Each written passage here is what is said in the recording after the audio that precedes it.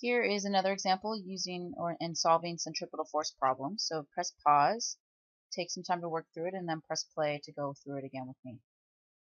So I'm just going to draw the head-on view. Okay, so the head-on view, here's the person. They're coming out of the page, out of the screen straight towards me.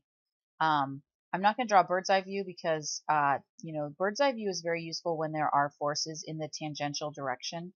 And as long as the objects are moving at a constant speed, and as long as it's uniform motion, there will not be any forces in the tangential direction. So I'm going to just, for this one, just draw the head-on view. So I don't need that bird's eye view. So in this view, so the person's standing up against the wall, they're being pushed into the center. So this person is coming out of the screen towards me as they circle around.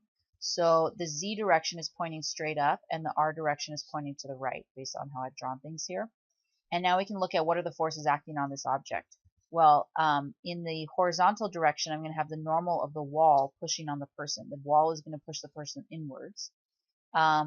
Downwards, I have gravity, and the thing that prevents the person from falling straight down is the force of static friction. So I'm going to have the force of static friction pointing straight up.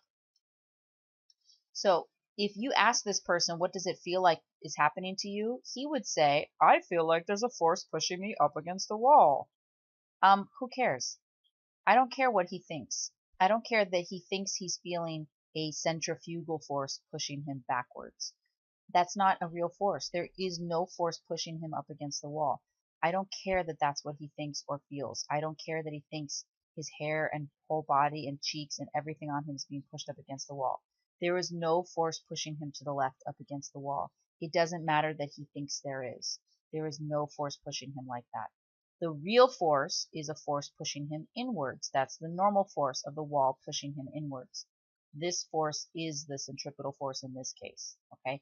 I don't care that he thinks he's feeling that thing we call a centrifugal force. I don't care. These are the actual forces acting on him. Okay. So let's start writing some net force equations. Let's first look in the Z direction. So my net force in the Z direction will, pointing up in the positive Z direction, I have the force of static friction. And pointing down, I have the force of gravity. My net force in the Z direction is always, always, always equal to my mass times my acceleration in the Z direction. And for this problem, we do not want this guy accelerating in the vertical direction at all. I want his acceleration in the Z direction to be equal to 0, which means the net force in the Z direction is equal to 0, which means I can say that my force of static friction is equal to mg. Now, I want this ride to be as safe as possible, so I'm going to consider what's the maximum force that static friction could ever supply.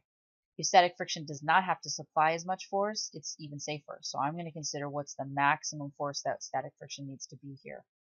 And the maximum force that static friction could ever be is mu sub s times the normal. And that has to be equal to mg. So here I've just solved for the normal. I don't know what the normal is, but I know that the normal has to be equal to mg over mu sub s in order for this guy to not slide down. Okay. So next let's look at the net force in the r direction. In the positive r direction, I have the normal. And my net force in the r direction is always, always, always equal to my mass times my acceleration in the r direction. And my acceleration in the r direction is always equal to v squared over r. So I know that my normal has to be equal to mv squared over r.